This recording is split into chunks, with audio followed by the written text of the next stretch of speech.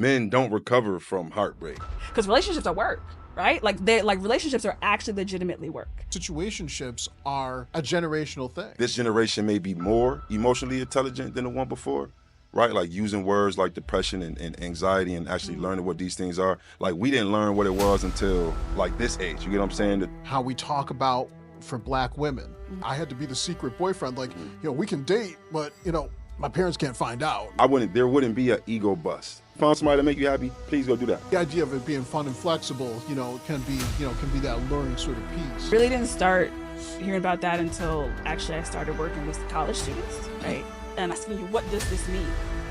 What are you doing? Why are you spending time with him? You know what I mean? Like, what are y'all? It's a double standard within the situationship, right? And it's always assumed that the man is the one that doesn't want to commit. How do I know that you really love me? Right? I hear this all the time. Oh, it's so great to be in love. Is it?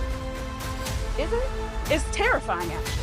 Because men, it is difficult to love, but once we there, it's like, we kind of stuck. We can't give all the secrets away, but all of a sudden it becomes, how are you navigating this? Is there a possible way to navigate this? I would look at it as I was the stand-in until you found what you really wanted.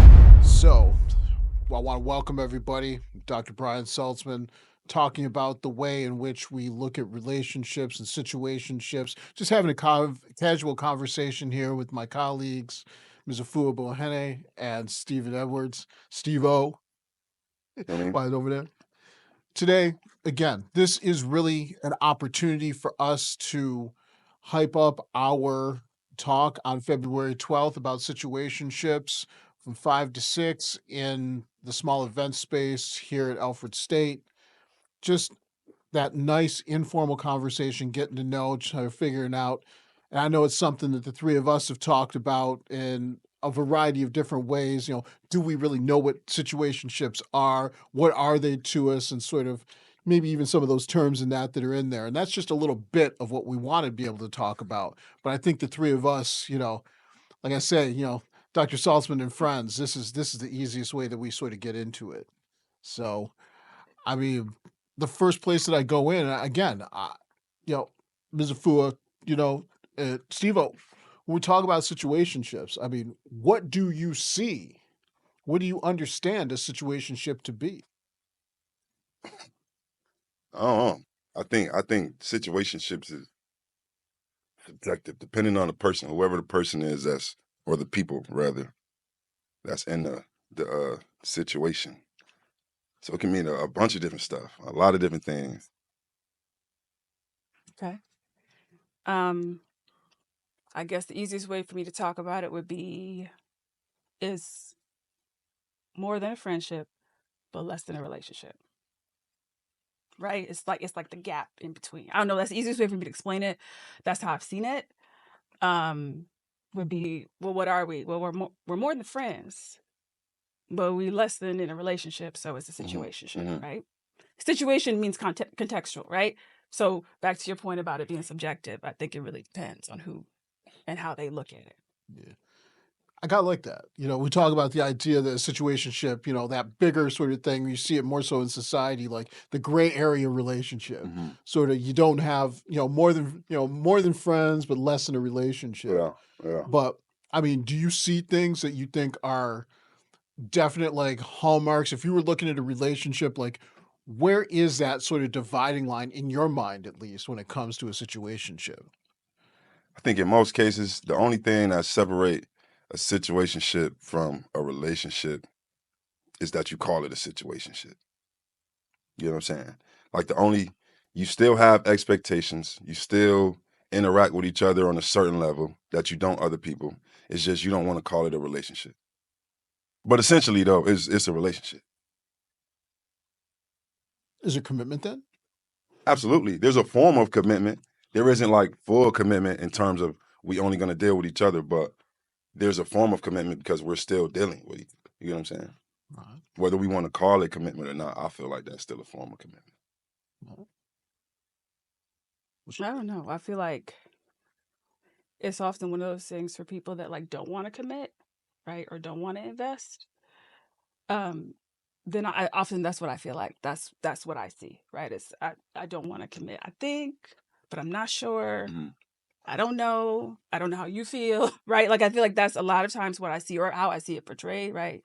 I think there's been like movies where that's been the dynamic, right? Where literally the movies, the characters have been like just sex, no, no whatever, but then feelings get involved, right? You know what I mean? And like so, and like I don't know that I really believe that that's how that always goes, but there have been that type of dynamic where we've seen that like in movies legitimately, right? Like that's where the characters are.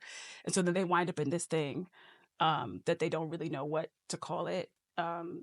It's kind of like I think the best thing for me, like as a metaphor, is kind of like, it's like a limbo, right? Because you don't really know. And so I think that's like what causes the, like, to some degree, I think that's what causes the anxiety around like, well, what is it?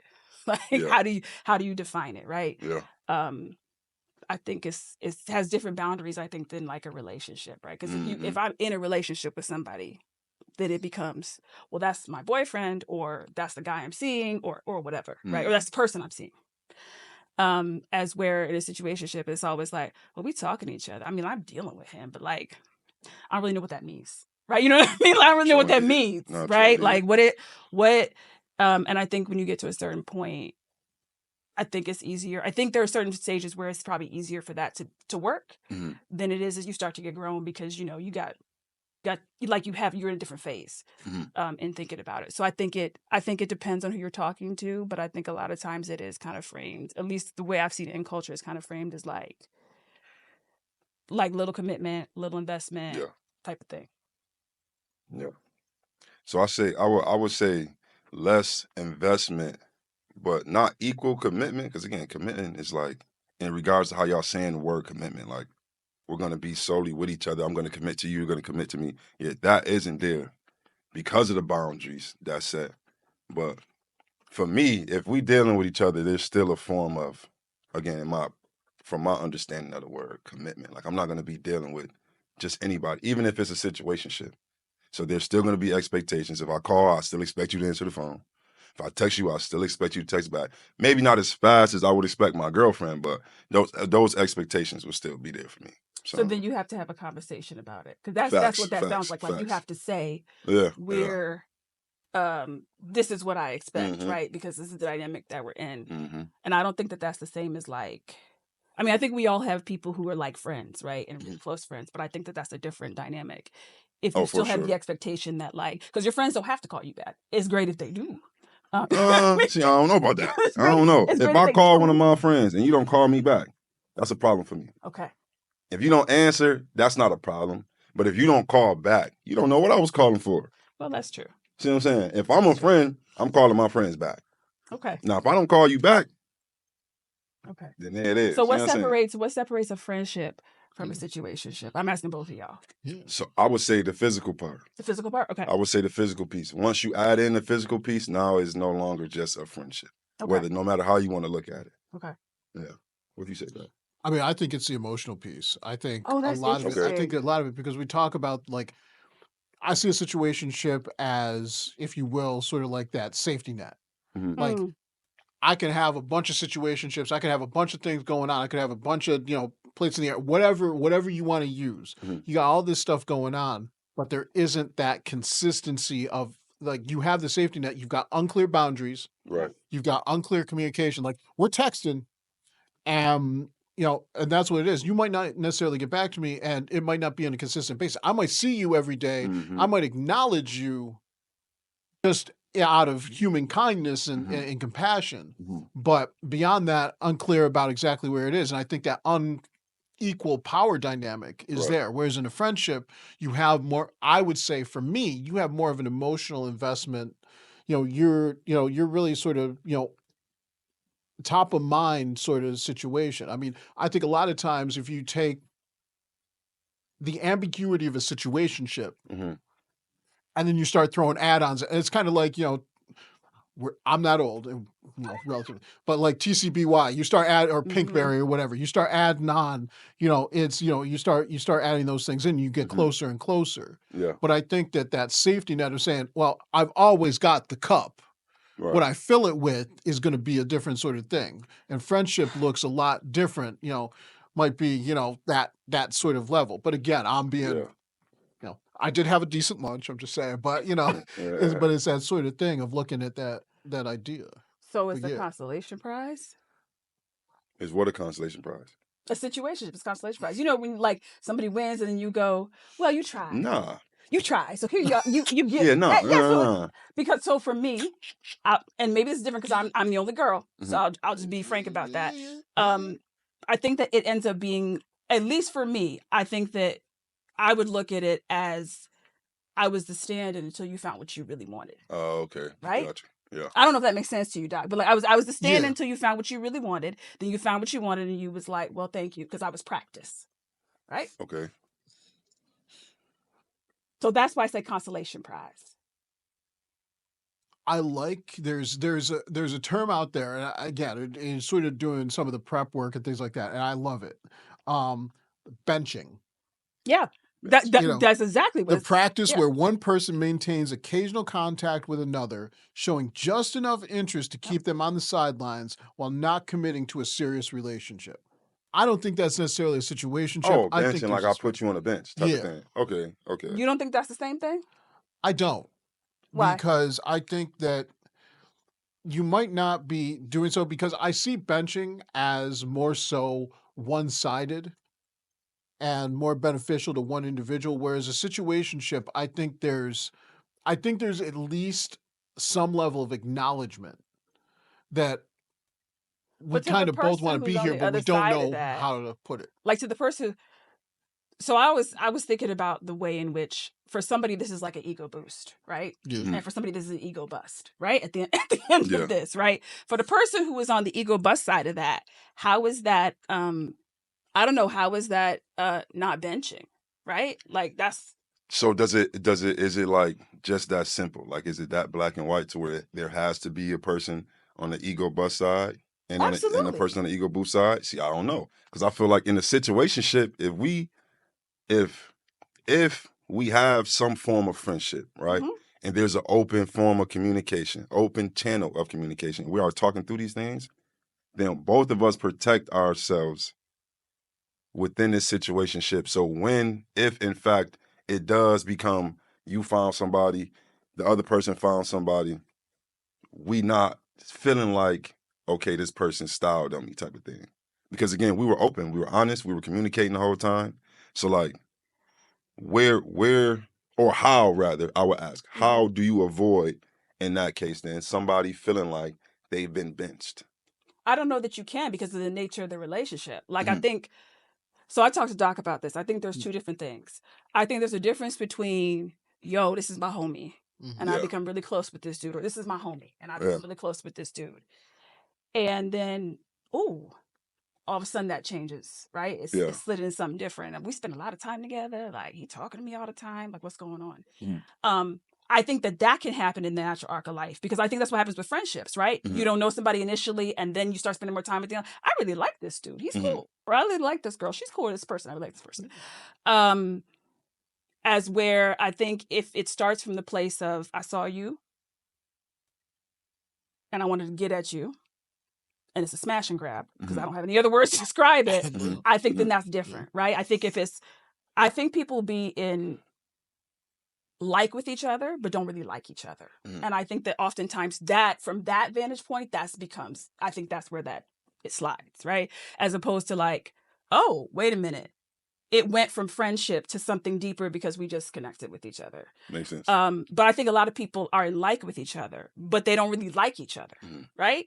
So then when you, at the end of it, it's like, well, I guess this will work, right? Because like if I didn't think I had a chance, at least right now, it looks to somebody like I have a chance with everybody that the person wanted to be with. And I think to be real, as a woman, I think that is actually like sometimes I think a gender dynamic that happens, right? If people are always if you are that woman and people are always trying to get at you, I think that you probably get propositioned a lot with things that look at as a form of a situationship, as opposed to somebody really being interested. Like you weren't invested. You just want to say to somebody, click, take the picture. You know what I mean? Like you weren't really, you know what I mean? You wanted it to appear like there was something between us. And I think that can also happen to dudes as well, if they're the type that people are always trying to get at. Okay. So Doc, all right, because maybe it's I don't know if it's a woman thing Okay. But like, how do you feel? Like, what would be your thoughts in regards to that? Because I don't know if like, say if, okay, for me, for example, if I was in a situationship, right, and the girl decided, okay, I met this dude, I'm finna date him. I wouldn't feel like there wouldn't be an ego bust. You know what I'm saying? Yeah. Like, I would be okay. Be happy. Please go do your thing. You found somebody to make you happy, please go do that. Like, it wouldn't hurt my ego in a way. You know what I'm saying? If y'all That's- started from the place of this It is don't what matter we're how doing. we started. Okay. It don't matter how we started. We could have started boyfriend and girlfriend and then ended up breaking up, and now we in a situationship and you Okay. found somebody that makes you happy. Okay. I'm cool with that. Okay. Yeah. So like from that perspective, that's why I asked about the ego bust, ego boost thing, because I don't feel like in a situationship, if I know what it is, I will ever be in a position for an ego bust. You know what I'm saying? But if you A see it as boost, a safety neither. net, that's the thing. If you see it as a safety net, you see it as convenient, you see it as a safety net, you see it as a no strings attached type of relationship. Now, no strings attached without I'm not putting the physical part in there. I'm just saying convenient, no strings attached, like you're saying. If you find somebody, great. But we know we care about each other. We know that we've got this. Now, I think the difference is that a lot of times we talk about the baggage that goes along with these terms. Like we're talking about situationship, and a lot of times we're making that transition and that shift towards toxicity. And I think that that's what it is. We could talk about the healthy, relatively healthy aspects. Right. But we're always talking about these are the red flags to look for if you're in a situationship. So what are the healthy? What are the healthy? Because I've never ever thought of a situationship as being healthy ever, except if you are not ready. It's probably better for you not to be in relationships with a lot of people that you're not looking for, right? Like it's probably better for you to maintain something that's not deep. Right. But I've never thought about it being healthy, like at all. And maybe because I've never played in that part necessarily. So I'm always like, I don't understand how this happens, right? Like I was always a person who was like, I don't sleep with my friends, right? And but people would always say to me, but if you don't understand, I got caught up. And I was like, And I think the only place for me that happens is probably emotionally. Because I am an emotionally driven person. Not that I'm emotional, but like I bond with people emotionally, right? So when I bond with people emotionally, then all of a sudden it switches up for me, right? That's what happens for me. But I'm always like, I think in my headspace. So that doesn't usually happen to me, but I've never thought about like healthy. Like, what's the healthy side of that? My wife would probably jumped out my throat and be like, I don't believe this man just said this. He's been married to me for, damn near 3 years, and he's doing this. But talk about the emotional standpoint. We can look at things, and these might not be situationships. We talk about situations where individuals get married not out of love, but out of if from a transactional standpoint. Necessity. Again, if we go for that idea of convenience, no strings attached, we know what this is. It's business-like, it's problematic to no end. And I think that especially if we start to look at it in the Black community, we start to look at it in the BIPOC community, we talk about the toxicity, the unlovability, we talk about all of these types of things. Why you have engaged in this situationship? Has it come from a space of friendship? Has it come from, this mutual sort of space, or has it come from a need to feel wanted, needed, all of these types of things? I think there are differences in that, but I can't empirically sit here and say, yes, there are these things. I think there are characteristics that can make it less toxic, that can make it possible to make a transition potentially from nobody to a situationship, friendship, and to progress. But again, I have not been in those sort of circumstances. I think about my own experience, and as we talk about a lot of times, anecdotes are not data. Right. So we all speak from our experiences, as we do for our dialogue. When we talk about dialogue, we're always talking about use I statements. Don't try to speak for something larger than yourself and things like that. So for myself, when I look at this, I look at the convenience, I look at the no strings attached, I look at these types of things and say, there could be a situation in my mind where I could approach this and say, you know what? I'm here and we understand it. Now, without clear communication, if you're ambiguous, if you're not willing to have that, you don't have the emotional maturity or the capacity to be able to engage in. I'm not going to say don't engage in a relationship. I don't think necessarily you probably should, but that's my personal feeling. Yeah. But for some individuals, this might fill a particular space that Right. allows them to gain more confidence, to allow them to be in that space. And if the other individual is really trying to make some form of connection and there is a genuine connection, I think there can be things. Yeah. But again, we talk about the Black community, we talk about the BIPOC community, the unlovability. I know that my wife, first thing that she often talks about is how we talk about for Black women and the continual presentations of Black women as unlovable, And as undesirable. undesirable in all of these spaces.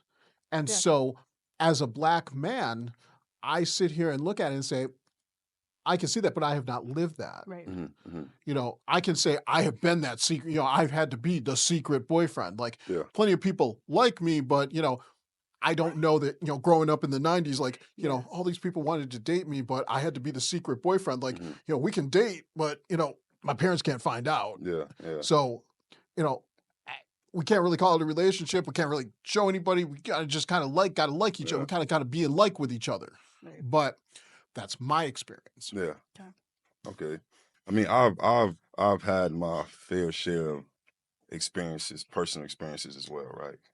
I think that the healthiest part of a situationship would probably be, hell, I don't know. It'll probably be, okay, boundaries, right? One, the boundary setting, right? I think it's important for everybody to have the skill, because I think setting boundaries is a skill, something that you got to learn, something that you have to train. So the setting boundaries component of it, I believe, is healthy, right? Again, we learn how to set boundaries. We learn how to hold each other accountable to said boundaries. I do think, like Doc said, a situationship could serve as like someone's safe space. So in that regard, I think it could be healthy. But I think inevitably, things are gonna go in one direction or the other. You feel me? At some point. You know what I'm saying? Now whether that timeline could be for two people, it could be 2 weeks. For two people, it could be 20 years. You get what I'm saying? But eventually, at some point, it's gonna come to a head, whether in a good way or a bad way. But I do think there's some, and maybe that's toxic in itself, right? Finding benefits, healthy components to a situationship. But I do think there's some pieces that you could pull and make it make sense. You know what I'm saying? Yeah. I mean, I think I have no experience to add to that, so I can't really speak to that. But was thinking about this thing about like the safety net and what you get from it, and so I think the issue really is connection, right? I think everybody wants to be in connection, right? That's like one of the things that we as humans, I think, are like hardwired for, is I want to be in connection with people. And so I think depending on who is in the dynamic, for somebody it can feel transactional, and from somebody else it can feel more than that. And so I think from my perspective, I've always been the friend. I've always been the friend because I listen, try to empathize. So typically that leads people to be like, you seem friendly. And so I get that, right? And so if I'm leading from that space and I'm just like, oh, we got a good vibe going. The other person, I don't know where they are, right? And if they are thinking of this as more than, right, or they want it to be something and they don't articulate that, because I think that happens more often than we think, that they don't articulate that. Right. And then we just start moving without like directions, and without boundaries. Yeah. And I think so much of it also kind of relates to like what your attachment pattern is, like how you learn to attach to the people that care for you. And so, this, if you're secure, that's awesome, right? Because then like how to do that right, for the rest of your life. A lot of us are not. We're like some sort of mix of, different things depending on what our experiences are.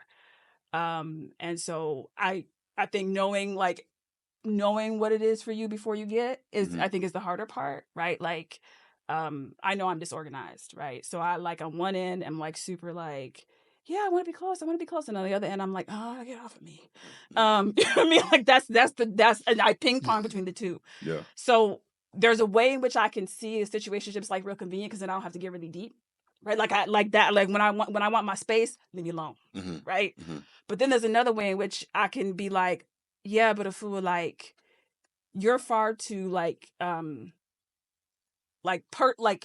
emotionally connected with people to just like, you know, like you don't even operate that way in real life, right? When things are happening to other people that you care about, it affects you, right? So it's kind of like I could see how like that would not, on the one hand it's awesome, but then on the other hand it would be like that's where the lows are going to come from, right? It's like when I'm like, oh, you want your space, and then that's the moment when I want closeness, right? And then when you want closeness, that's the moment I want my space. So now we got two people that are just like, you know, in this dynamic, and I'm going one way, and then you coming back, and then I'm going the other way, and you coming back. Right. And I think I think some of that is probably where that ego type stuff ends up becoming a part of it. Like somebody is experiencing the good feeling, and then somebody's not experiencing the good feeling. Right. Okay, that's understandable. You do have the flexibility. You know, the idea of it being fun and flexible, you know, can be that alluring sort of piece. But then we get to the other end of it, though. We get into perhaps some of the toxicity. We get into some of those sort of issues. The absence of closure, because there's such a lack of, in a lot of cases, commitment in those sort of, you know, defined commitment. Yeah. Right. In addition to all these things. So when it comes to closure, like I'm texting you, we were talking, like, okay, now you're either going to cold text me, just give me like one word answers. Yeah. That's it. Yeah. Or you're just not going to get an answer. Right. You know, because we talk about exclusivity, we talk about all these things. And again, all of the pieces and steps that sort of go into that are sort of there. And then I kind of want to go back to something you said early on, though. Do you think, you know, Fu, do you think that situationships, and the same thing as Steve, do you think that situationships are a generational thing? Do you think they are better suited to, or they are, I'm not going to say a newer invention. Do we have a different term for what we see as a situationship? And do situationships, you think, work for individuals over the age of, I'm going to say over the age of 30? So I or think, how does it look different, maybe? I know it's a I lot. don't think situationships is a generational thing. I think they've been here since, you know what I'm saying, the beginning of time. You feel me? Back in the day, all them kings, they had 100 wives and 100 situations going on. Temptations, my papa was a Rolling Stone. Babies in each city, and this is before social media. You got truck drivers who got families in Kansas and a family in New York that the Kansas family don't know about because they've been moving, and that situationship's been going on a long time. You know what I'm saying? I think the generational piece is like how it's done, right? So like I said, back in the day, you had like truck drivers, right? Before social media and everything, where that was a real thing. That like they would have families in multiple cities or girlfriends, relationships, whole relationships in multiple cities, and you wouldn't know. Could you do that now? Not necessarily, because again, social media, the presence of this and that, unless you find yourself the perfect situations. But like, so I think the nature in which we do it changes. I think it is another generational piece is like, because like the kids nowadays, young adults nowadays, the teenagers nowadays, every generation it is different, right? Emotionally they handle things differently, they process things differently. Whether they want to sit like this generation may be more emotionally intelligent than the one before, right? Like using words like depression and anxiety and actually learning what these things are. Like we didn't learn what it was until like this age. You get what I'm saying? The 25s and the college age individuals that's in my age group. But like now these kids are growing up 8, 9 years old and they already know what these terms mean. So in that regard, I think it'll shift again as far as if it works, because again, they're different, wired emotionally, different than each generation is wired emotionally different. Each generation is cognitively different in some kind of way, shape, or form. So I think that'll change, but situationships will never go away. It'll always be a thing. Just the nature in which it takes place is going to alter from generation to generation. Okay. So I did not grow up with the concept of situationships. Like people were either married or divorced or boyfriend, girlfriend, or in some type of relationship, whatever it was, whomever was in a relationship. So I really didn't start hearing about that until actually I started working with college students, right? And I was like, what? I don't understand what that means. What are you talking about? I just don't understand what you're talking about. Like, what do you mean? And so that was where then I started to realize, like, oh, there's like this different area, right? That's happening. It's like this non-committal area. And so for me, it's always felt like it's just a form of lack of commitment, right? Like I'm not sure. I'm not sure if you're the one. I'm not sure, and so like I want to keep my options open. And so I always try to think about, like, for the students, I can see how that's appealing, right? In the age frame that they're in. On this side of life, as an adult who's lived life and had different experiences and watched people who, you know, were together a long time, like, lose that person. It's hard for me to fathom being in something like where I'm uncertain, right? Like just watching people that I know, and then I watch them lose their person, and I was like, yo, how does that work, right? Interestingly enough, my older sister had asked me something about, is there a moment where you would be like, I can't do this, or you would entertain that? And I was like, in a moment where I think I maybe was dealing with something that was bigger than like just regular everyday life, right? If I was doing the health challenge that was significant, I think at that moment I might be like, okay, right? Because you really kind of need, you feel like you need the support, right? But then at the same time, I don't have the energy to give to, right? I don't have the energy to give to, like, because relationships are work, right? Like relationships are actually legitimately work. Sure indeed. And so so I feel like that's the only situation where I can imagine for myself being like, okay, because like I need a support, and I'm, you know, and but I don't have the bandwidth to invest like in this way, just because of what else is going on that's in my like focus of whatever. I think the harder part is like you don't know where people are, right? Like you don't, like, I could look fine, right, every day, but I could be going through something that makes me not available, right, emotionally. And I think that that's the part, if we don't help people talk about that, then I think that they get caught up, right, without like being able to pull back or go, oh, maybe not. You know what I mean? Or like, I might need to slow this down a little bit. This is going like a little faster than I anticipated it was going to go. And I don't know that conversation happens, right? I think people just legitimately just go to, like, what I saw, right? You know what I mean? And the next thing you know, they're in something, and it's like, well, I guess this will do. You know what I mean? Like, if you ever eaten something and you're like, it wasn't good, but I needed to eat.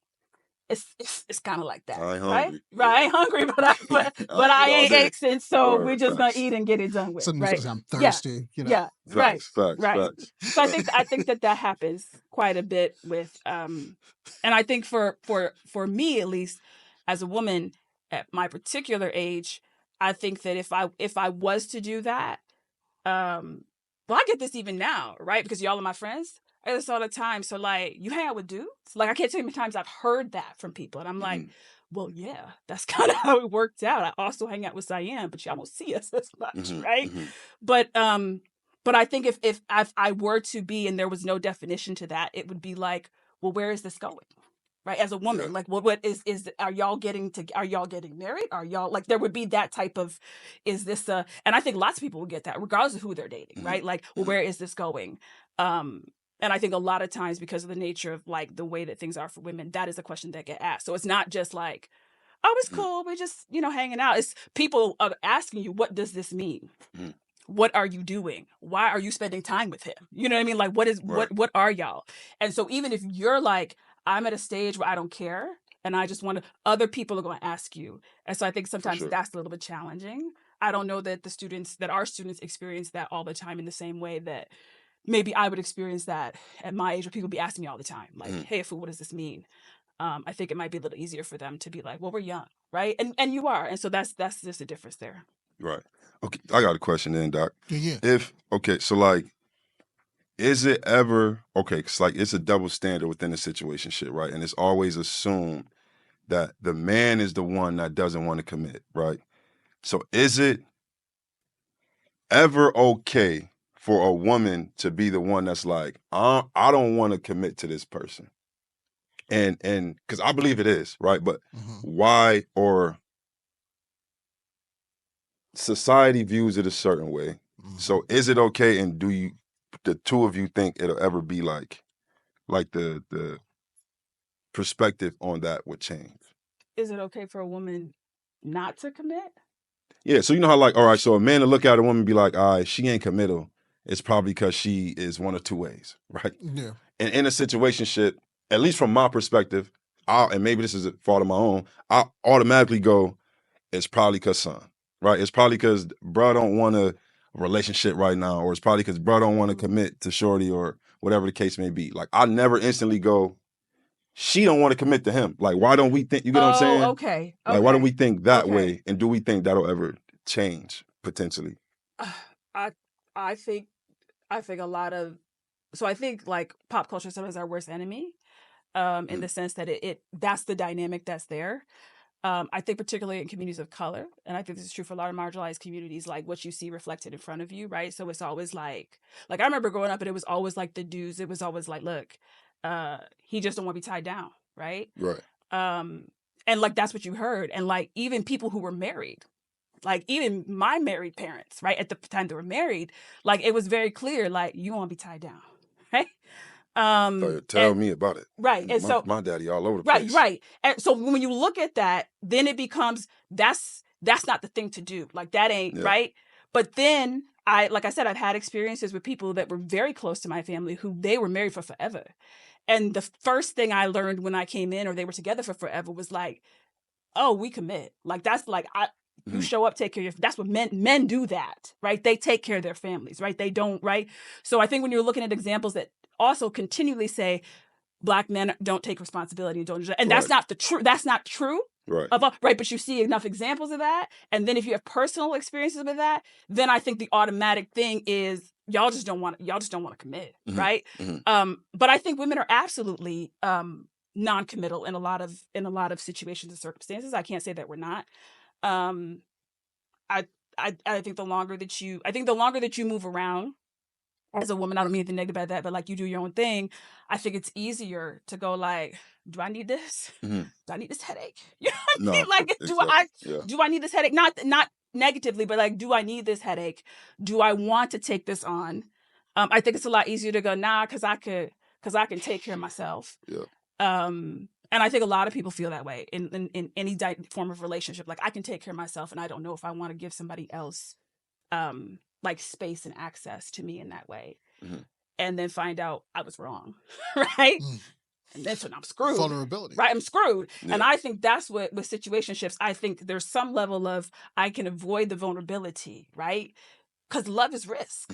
Like, you could open up to somebody, even non-romantically, and find out you weren't a good person for me to be friends with. You weren't a good person for me to work with, right? Yeah. That's all. There's the risk is always there. But I think that it feels heightened in a dynamic like that.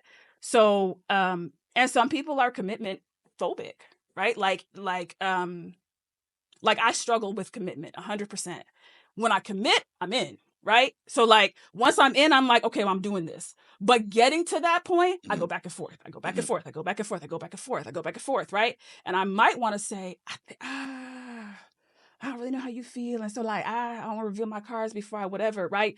And so I think it's always assumed that it is the dude. But I think a lot of women are in that spot. And I think it comes from a lot of things, right? Like you've been hurt before, or you have an experience where you're looking at people in your life and you're like, my daddy ain't shit. This person, excuse my French, this person ain't nothing, right? Like then you be like, I'm absolutely not. Yep. Until there's a way in which you're trying to figure out, how do I know that you really love me, right? How do I know that it's okay for me to like do this with you? Because if you take me for a ride, I don't want, and I think that doesn't have anything to do with gender. That is like people in relationships, right? That anything to do with gender. Like, I don't want to get down here and find out you walked off with all my stuff. Oh no, for sure. And I'm screwed, right? Yeah, like I opened up, Because like everybody will be like, I hear this all the time. Oh, it's so great to be in love. Is it? Is it? It's terrifying, actually. It's absolutely terrifying because I have to tell you things and reveal things to you about myself, back to vulnerability, and hope to God that you don't turn around and use that against me because you have all this intel on me. And I think situationships make it easy to run away from that part, right? Yeah. But I don't know how you get to real relationships like without it. And that's really where you find connection. Think about it. All the times that we've had good conversations, it's deep connection. It's never been on some, I mean, we laugh. But it's never been on some silly stuff. And we be like, yo, like every time I walk out of here and I feel light, I'm like, I had a really good conversation with Doc. I had a really good conversation with Steve. Like, that's what has to be there. So I think part of the situationships allows us to like get away from that because it's scary, right? It's I think it's terrifying in a way. And I think there's many women who feel that way, or losing parts of themselves, right? Now, right? Like, because I've definitely seen people who I was like, it was good. And then she got with somebody and then, you know, we never hear from her. Right? Like, she's not the same person. He's not the same person. They're not the same person. I don't even know them anymore. Yeah. And I think that people hate that, right? When they know somebody and they're a friend and they know them differently now because they're in a relationship with somebody. So, but I think that part is terrifying. Like, and so that's where, I think if more people could talk about like what their fear is around that or the issue of being vulnerable, like really vulnerable, I think that piece would be like, oh, maybe this is why the situationship is convenient because then I don't have to do as much of that. Yeah, I think that's the biggest piece for men too, like the vulnerability piece. Because men, like, it is difficult to love, but once we there, it's like we kind of stuck. I saw men is like, so like I seen a podcast, well, I seen a little clip, right? And it was Carlos Miller. I don't know if y'all know Carlos Miller, a comedian, 85 South Show, Wildin' Out. And he was saying how men don't recover from heartbreak. Right? And I'm like, I thought about it, sat back and thought about it. And I'm like, that's 100% true. Like, I don't know a man who was like fully committed, right? Got his heart broken. He the same dude. You feel me? Like once that happened to men, we never come back from that kind of situation. You know what I'm saying? And I don't know exactly why. I think it's a multitude of reasons.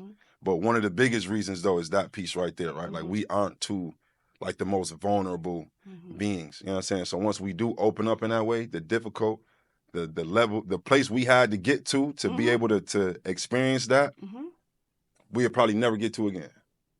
But I think that's true for women too. Like I think that women also can lead in that way.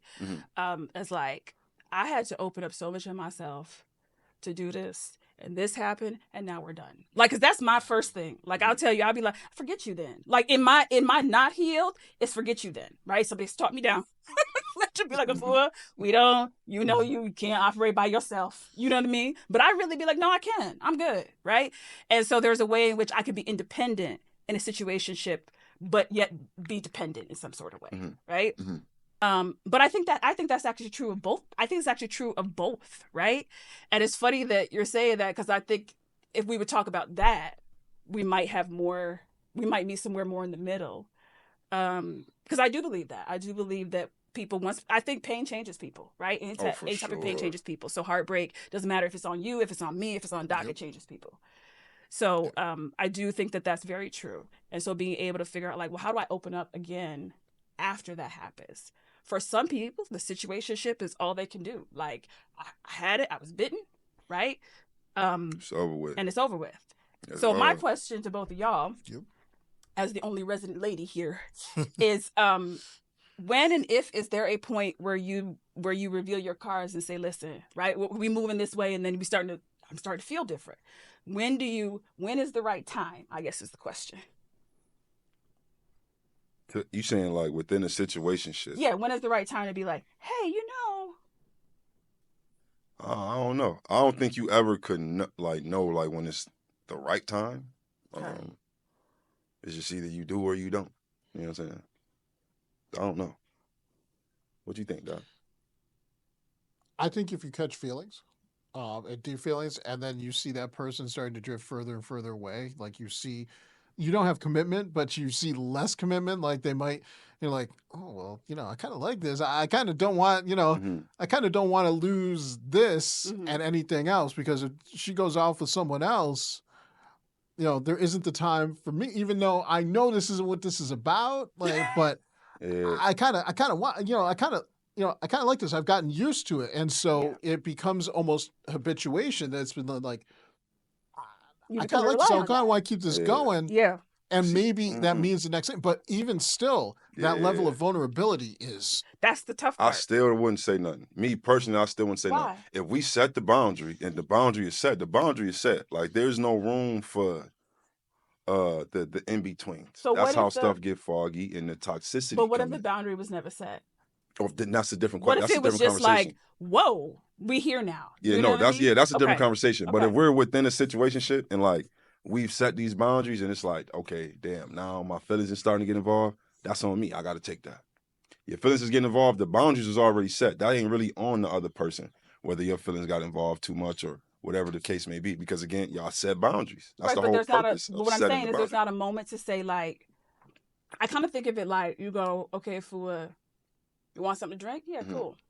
Give me a Sprite. And I go, actually, Steve will get me a Coke. You're like, why? I changed my mind, right? Yes, sir. I changed my mind. I changed my mind. Yeah. I changed my mind. I thought, because I didn't know what was going to happen. Yeah. And then, I changed my mind.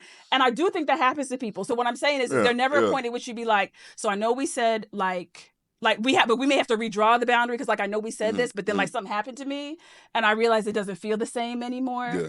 And so what do you do? That's what I'm saying. Is there ever a point at which you articulate that, right? I don't think there's a best time, because like I said earlier, inevitably it's gonna come to a head. Especially once you add in the emotional piece, like Doc mentioned, right? The physical piece, like I mentioned, eventually stuff is gonna have to be a conversation that's gonna have to be had, right? And that's what I mean by coming to a head. So not like a blow up or a big situation, but there's gonna have to be a conversation had, right? About how the best way to move forward, whatever the case may be. But I don't think there is a best time, right? Because say if, again, I'm feeling how I'm feeling, where I feel like we've made progress in a certain direction, and then I bring it up, and now the other person is, well, again, that's on you because we set boundaries, and I don't necessarily feel like that. Or what if it's, damn, I could have said something, you felt like that, I didn't say nothing, and now you think that I feel whatever way. So I don't know if there's ever a specific, perfect time. It's just you do it and you see how the cards fall, and then you play the hand you dealt. Have you ever done it? Have I ever done it? Not necessarily, nah. In a situationship, been like, yo, I really like you. Nah. Because I'm not that, and maybe that's why I feel like that. Because I've been the boundary setter. Okay. So if I'm setting the boundaries, we're gonna abide to these boundaries, because they're my boundaries. So now, again, I respect your boundaries fully, wholeheartedly, 100%. If I'm in a situationship with a woman and she goes, I don't want to fall asleep on the phone with you every night because I may get too attached. We ain't falling asleep on the phone. I'm gonna respect that. If it's a situation where it's, I don't like 2-arm hugs because we're gonna get attached, I will never give a 2-arm hug. I'm gonna respect that boundary because that's what you set in order to protect yourself. You have no choice but to respect the boundaries that I set to protect myself. So if I've never found myself in the predicament to where I've had to be like, all right, I got to reassess now, because I also hold myself accountable to the boundaries that I set. So again, if this is the situation, even if it comes back and it's like, I actually do really like this person, I'm really interested in this person, I don't want to say player enough, you feel me? But I'm player enough to be like, I got to take that. If my feelings a little hurt, eat that and move on because you set those boundaries. Is that player enough or are you scared? It could be, that's why, it could be how you interpret it. You feel me? Because it's not a scary thing, because I'm not scared. I've never been a person that's scared to approach a woman, right? Or scared of rejection or scared of a no, because a no is a no. You tell me no, cool, I'll move on, right?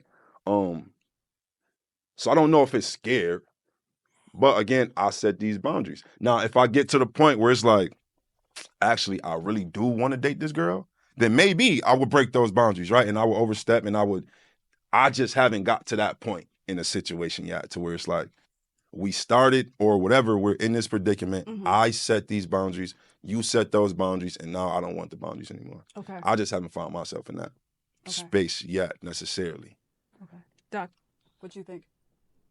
I mean, I think there is. I don't know that there's necessarily a perfect time, because it makes me think in, Steve, as you were answering, it makes me sort of think, sort of where that sort of circle comes back to. Does every relationship have a situationship phase, no matter how long it is?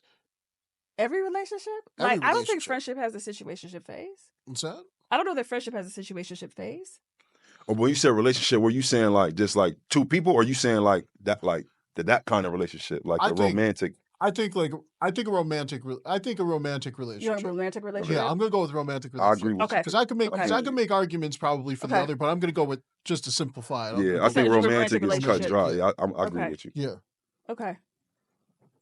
There's that it's like the will they, won't they, will they, won't they. I think the thing that's different with a situationship is that you don't ever get an answer to that, right? At some point when they write the credits and they roll, either the characters get together or they don't, right? You just live in this limbo. I think that's the part that drives people crazy, right? Is the because it felt like, I used to have a friend that I worked with who used to say, because what happened was they were doing boo-like things. And what she meant was like, these two people were friends, but then it got deeper and they started doing boo-like things without talking about the fact that we're doing things that people in a romantic relationship do with each other. And we should probably reassess what this means, but they just kept doing it as friends. Right. Okay.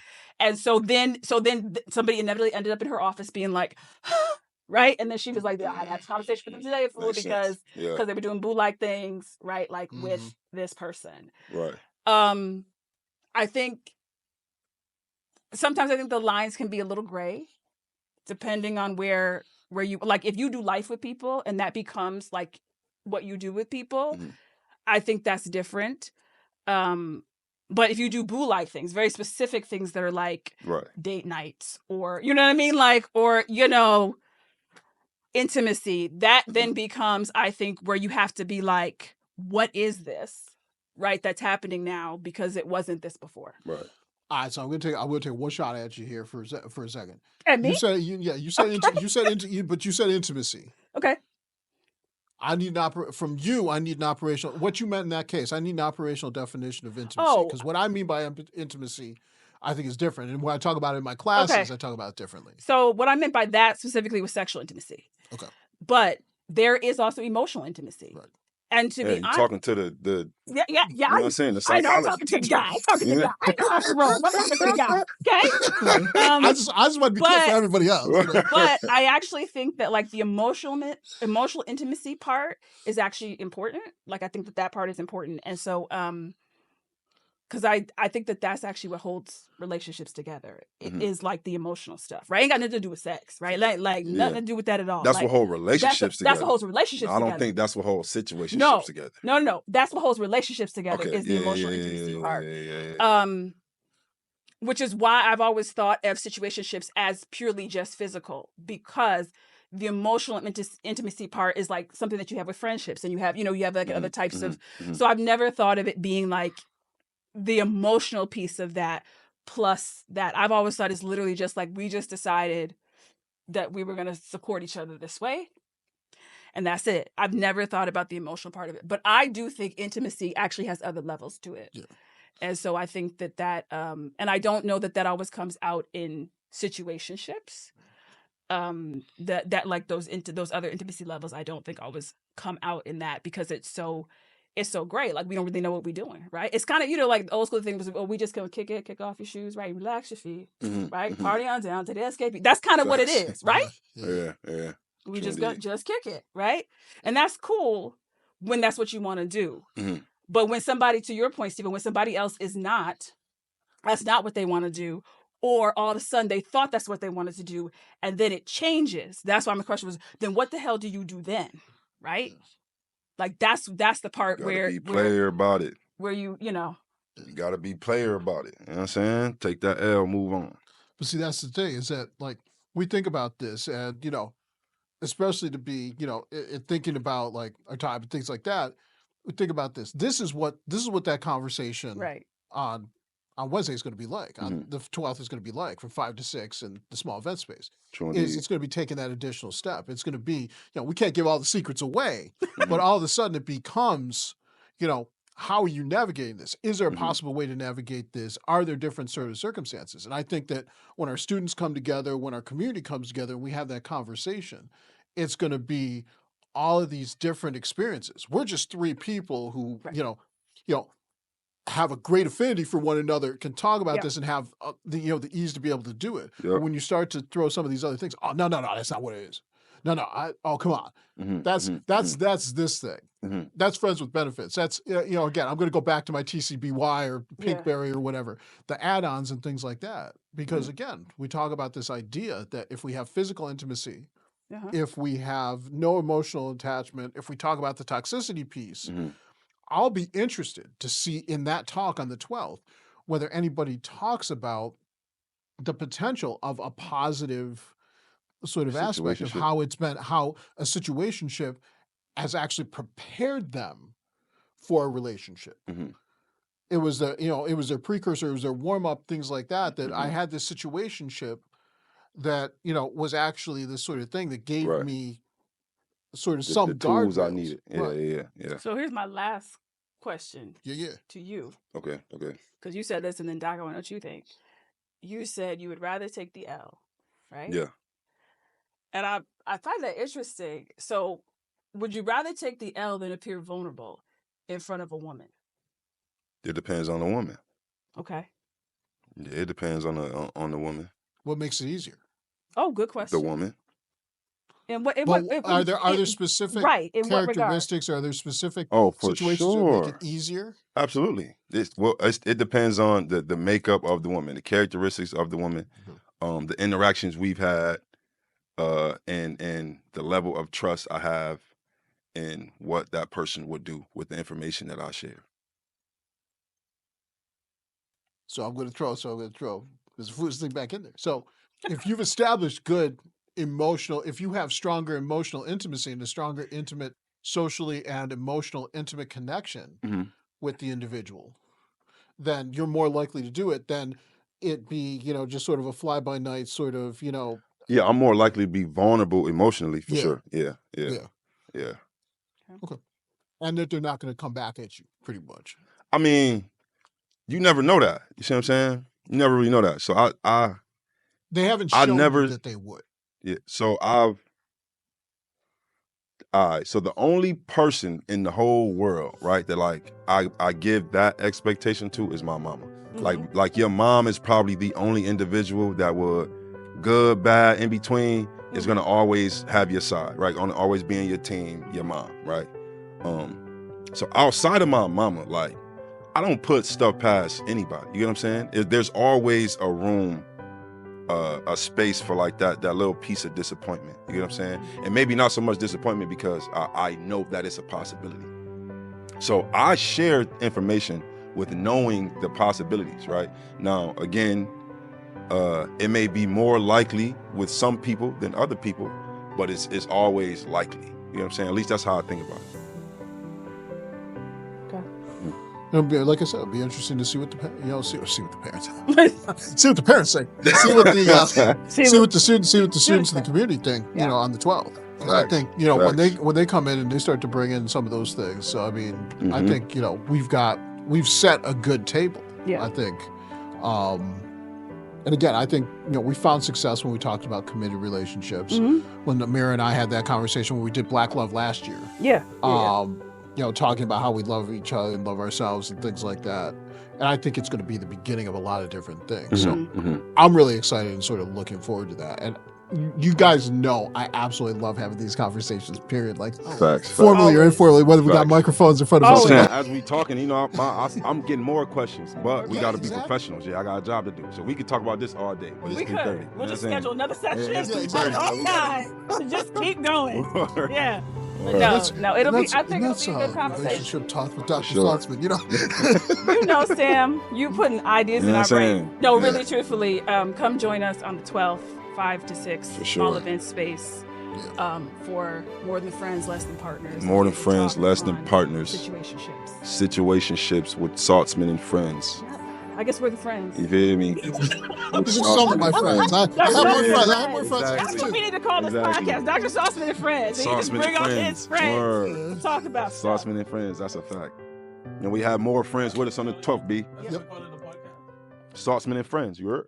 Okay, I was thinking CLC podcast or something. No, Yeah, Dr. Saltzman and Friends. This is the main Presented man. by the CLC. You know what I'm saying? Yeah, this is the main man. Presented by the CLC. You feel me? Alright, that's what we'll call it then. Yeah. Ah, yeah. See y'all on what is it? 12th. Wednesday on 12th. Wednesday the 12th. Thanks, y'all. Okay.